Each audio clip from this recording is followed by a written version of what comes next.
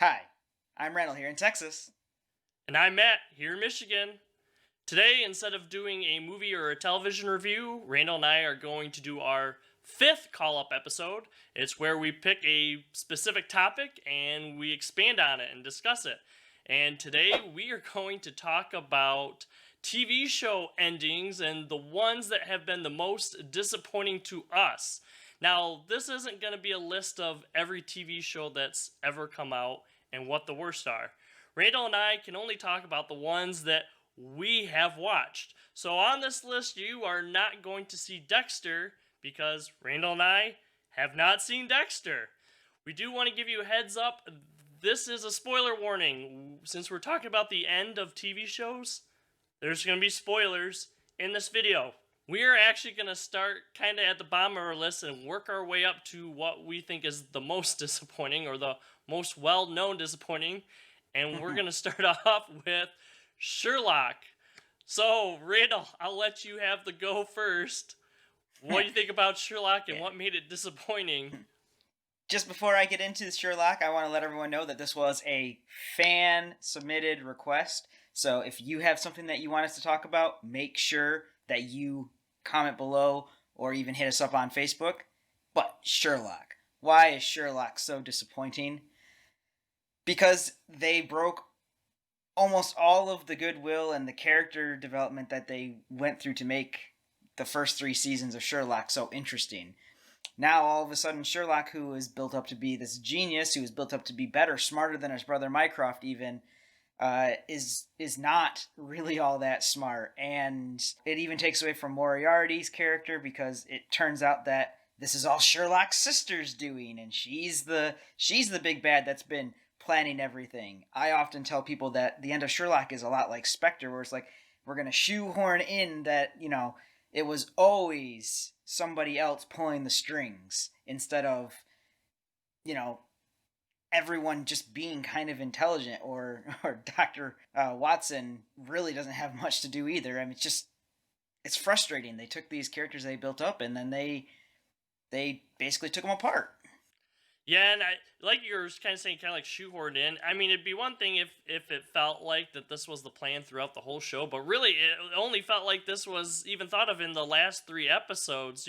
Here's this relative of Sherlock who we, don't know about. Oh, guess what? There is also another relative too, which has led to, Sherlock's trauma and stuff. This Redbeard that we thought it was dog ended up being his own brother that he couldn't find at the bottom of the well, kind of thing.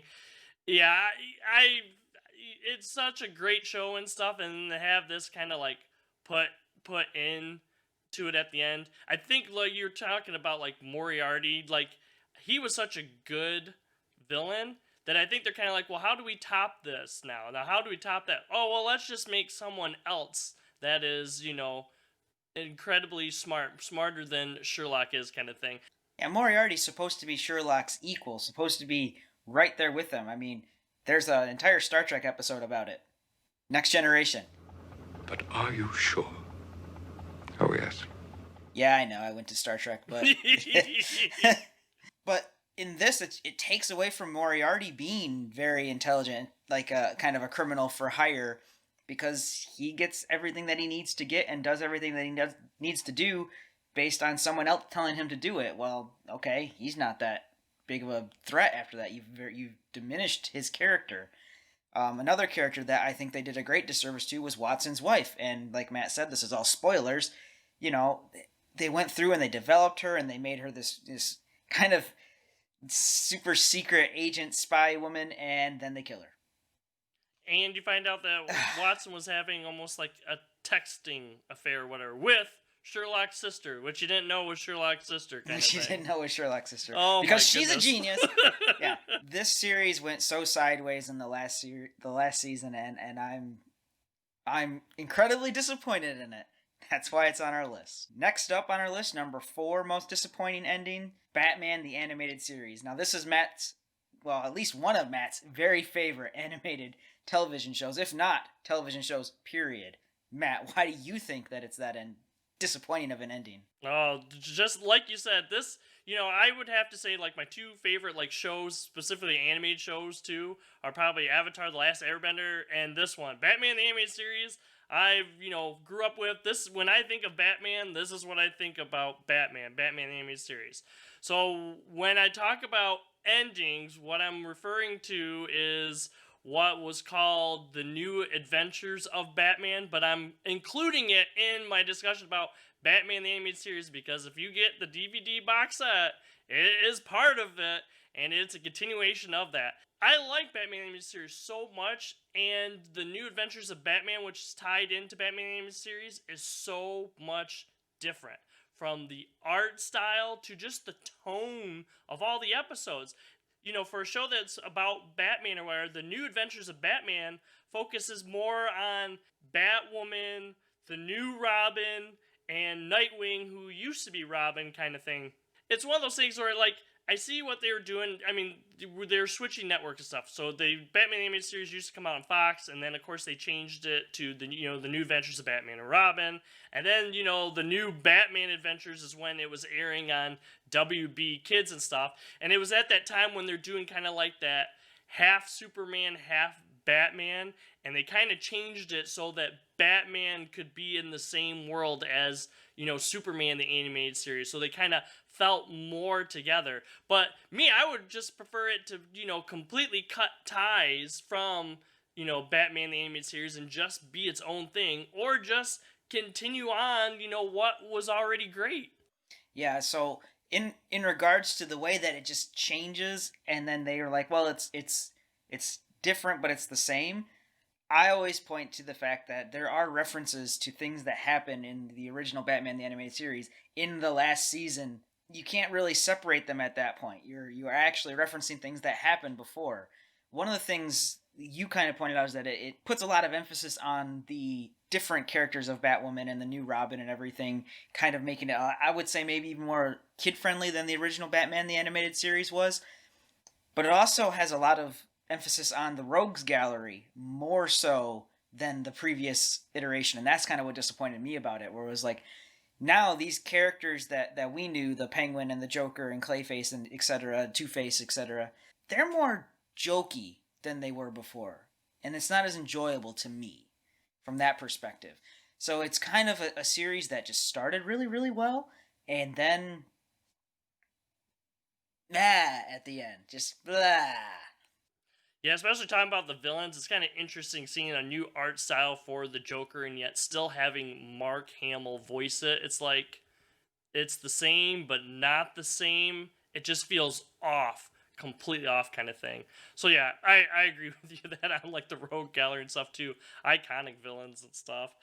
The next show that we're going to talk about is actually a pretty popular show too, and I have to admit, it's one that I actually didn't watch all the way to the end.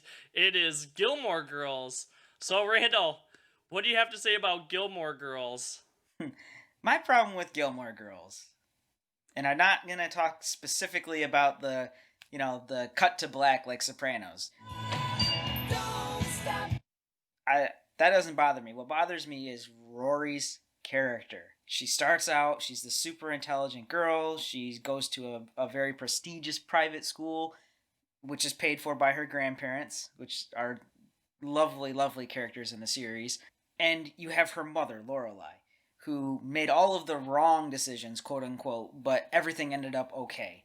So you have Rory, you have Lorelai, and as the series progresses, Rory gets worse. She starts making mistakes or starts doing things that you would never expect her character to do, that are so out of character for her to do.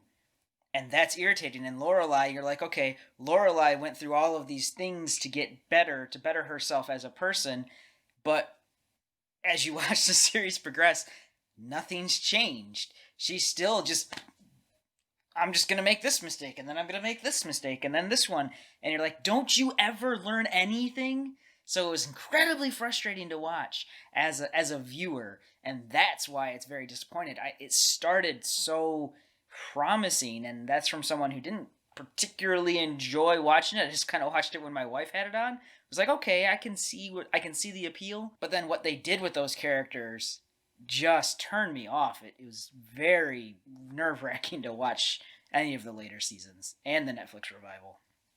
Yeah, I stopped watching the show kind of a little bit after Rory started going to college, and it is because of all those like changes that you were talking about, especially to Rory's character. I really enjoyed the episodes and stuff where she's at high school, going through high school life and stuff, and you mentioned like her grandparents and stuff, Lorelai's parents. I mean, they're my favorite characters in this show.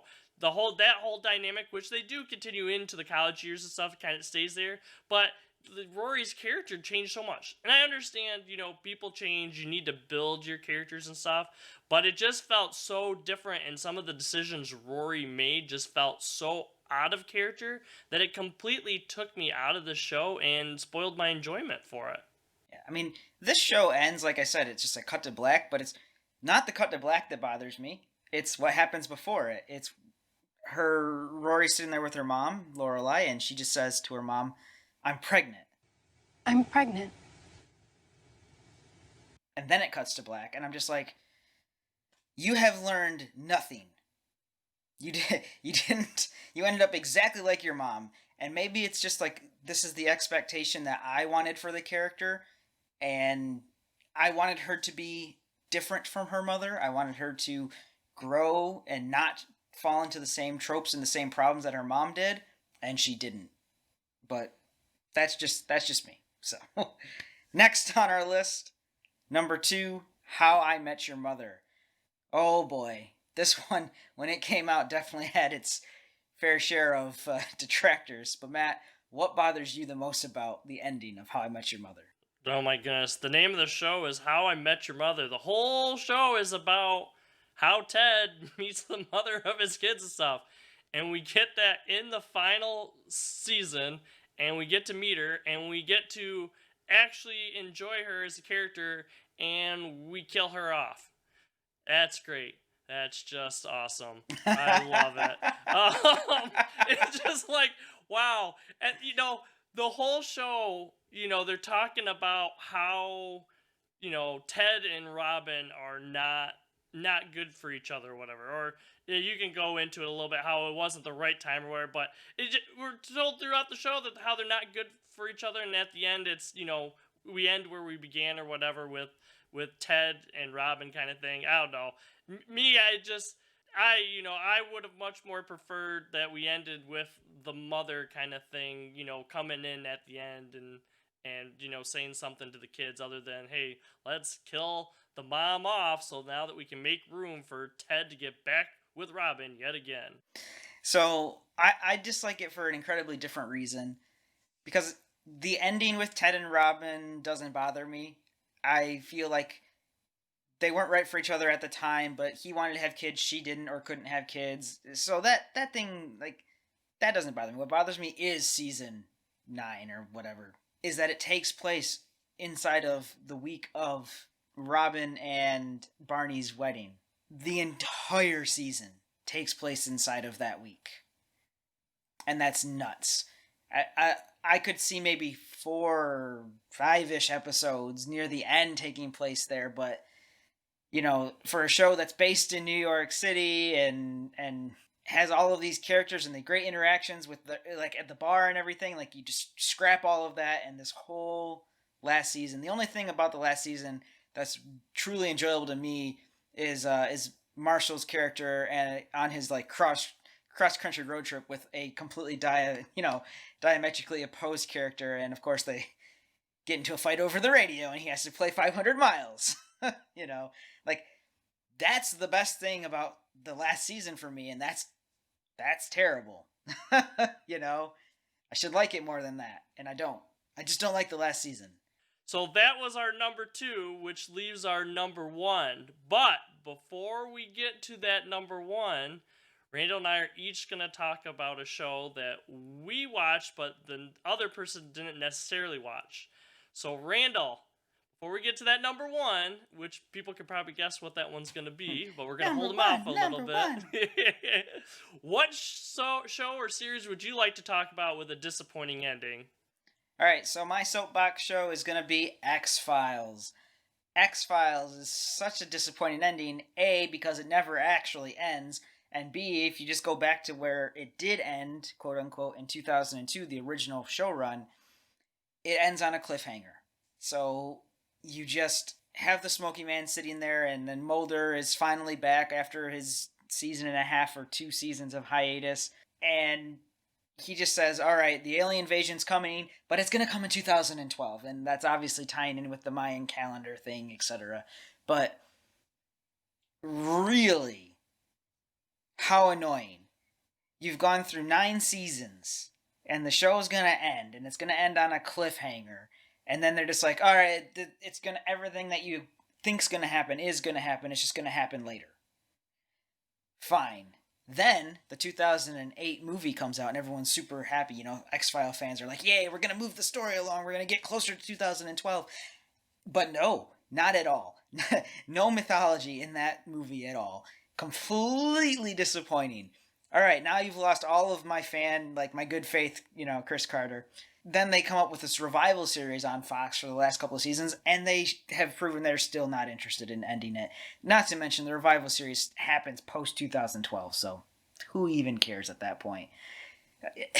Incredibly disappointing, and I'm happy that they're just done with it at this point. Like Gillian Anderson's like, I'm done with this role, and I think David Duchovny is too. And if you were gonna end it, I would like to see you end it, but I don't think Chris Carter actually has a real good ending for the series. So that's my soapbox, Matt. What's something that I haven't watched that you did that you definitely found disappointing? Well, I'm going to keep this one short so that we don't leave people too long waiting for that number one that we'll reveal here in just a little bit. But mine is another animated show. I'm going to talk about Tron Uprising. I love the Tron universe, you know, from Tron, you know, Tron Legacy and stuff. But I guess my biggest disappointment with how this one ending is the fact that it's only 1 season long, too. This whole 1 season, you know, we're building up on what it means or what Tron means to the grid and stuff. You know, another character takes, like, the identity of Tron to try to inspire this uprising against Clue and his forces kind of thing. And in the last episode, we get that ending where, you know, it's almost kind of like, you know, like Spartacus kind of thing where, you know, everyone kind of like stands up and is like, I'm Spartacus. I'm Spartacus. I'm Spartacus. I'm Spartacus. I'm Spartacus. I'm Spartacus. I'm Spartacus. But basically, Clue's like generals and stuff, they finally see, you know, the Tron or the Tron imposter kind of thing, and they're closing in on them, and that's when other people in the grid, you know, like step forward and stuff. Kind of like, you know, we outnumber you kind of thing. Like, hey, if you want to get to Tron, you have to get through us first. And then we see Clue show up with his entire army and stuff. Granted, you know, with seeing, you know, Tron Legacy, we know where it's going to end. But I just feel that there was so much more that this show could have done with like Clue arriving and that army and everything too. There's so much more that I would have liked to see, and because of that, it just makes this ending so disappointing for me. So if you haven't checked out Tron Uprising, I recommend it. It was on Disney did it. So it was on one of the Disney channels or whatever. All right, Randall, so this is the big part. This is the number one. I'll let you reveal what the number one is and have your first thoughts on it. Okay, no one's surprised that number one is Game of Thrones. Let's be honest. You know, it was so disappointing. The last 2 seasons in general were kind of fast travel, people doing everything just because they needed to. It's almost a matter of, okay, what can we bring to the conversation that has not already been said? And to that I say, my opinion, basically about what I dislike the most, is characters doing things out of character. So, my prime example, Jaime Lannister. He finally makes the decision to walk away from Cersei. He's always been a character who does things for the good of the people. When he slayed the Mad King, getting his nickname, the Kingslayer, he did so because the Mad King was going to basically blow up King's Landing before losing it. And he did that for the good of the people. He leaves Cersei for the good of the people to go fight against the army of the dead. But then at the very end, it's like, you know what? F the people. No one cares. I'm going to go try and protect Cersei. Like, no, that is completely against everything your character has built up over the entire series.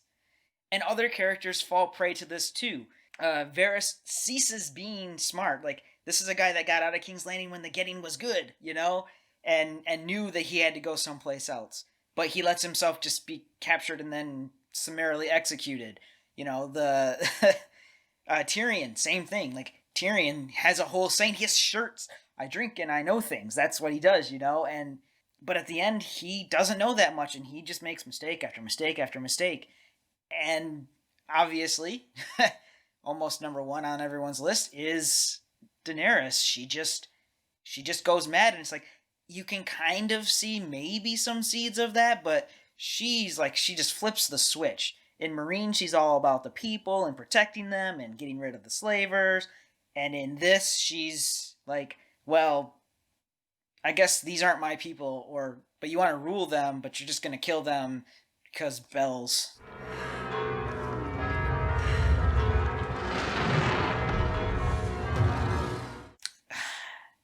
Yeah. I don't know. Like I said, that's what bugs me the most about the ending. What about you, Matt?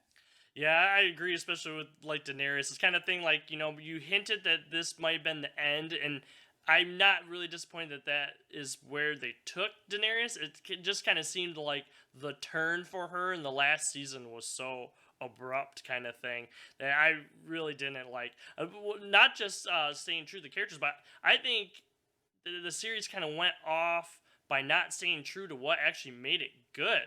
I think this show kind of suffered a little bit from not having the books to like follow. There's no books really to follow at the end. I wasn't as disappointed with season 8 as I could have been, because I was actually pretty disappointed in season 7. So I didn't have as much high expectations for the final season. A part of the show was like, you don't know who's gonna die. Like, the person that you root for or whatever, could end up dying. We saw that happen with like Ned Stark and, Robb Stark kind of thing.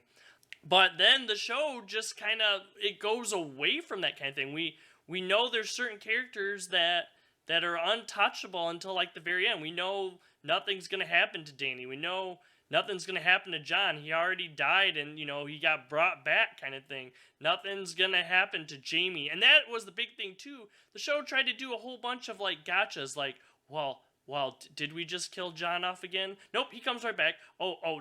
Did we just kill off Jaime? Did we? Nope, we brought him right back. So it was one of those things where like the show kind of lost what it is, and a lot of it went to like fan service too. Like we just kill off the people we don't like, but that's part of what made us like the show. And I'm specifically talking about Littlefinger. Like, we all of a sudden just get rid of Littlefinger, even though he's one of like the big, players, kind of stuff in this. It's not that it wasn't unexpected or that we're going to get rid of him, but it was almost like fan service, and like how, when we got rid of him and how we did. Oh, the North, remembers. The North really knows that you were the one behind everything, kind of. So that's really what got it for me with Game of Thrones. I think that what you're getting to is that traditionally in the series, when people do stupid things, they get punished for doing stupid things. Like, Robb Stark is on a warpath and he's winning the war, but then he makes a really dumb, like, tactical error for love, basically, and he gets punished for that. Characters who do dumb things get punished until they don't, all of a sudden, And yes, some of it ends up being kind of fan servicey, like the bad guys die, they finally get their comeuppance. But that's not what the series built itself on. I think that's what you're trying to get to. Yep, exactly. And if we want to talk about the very end, all the people you're going to choose from, you're going to choose Bran Stark to sit on the throne. Like, seriously? Yeah, well. So that's our list, our top 5 plus 2 of most disappointing TV endings. Whatever you guys think of our list, let us know below in the comments. there's so many shows that we just don't get a chance to watch, and maybe there's some show on this list or not on this list that you think should be, or shouldn't be for that matter. Let us know what you think. Make sure to give us a like and a subscribe and hit the bell icon if you like this kind of content and you want to know when we upload. And check us out on our Facebook page. For now, I'm Randall here in Michigan. I'm not in Michigan. For now, I'm Randall here in Texas. Have a great day. I'm Matt, and I am in Michigan. Everyone have a great day. Next time on No Market Media. Please consider checking out some of our other videos.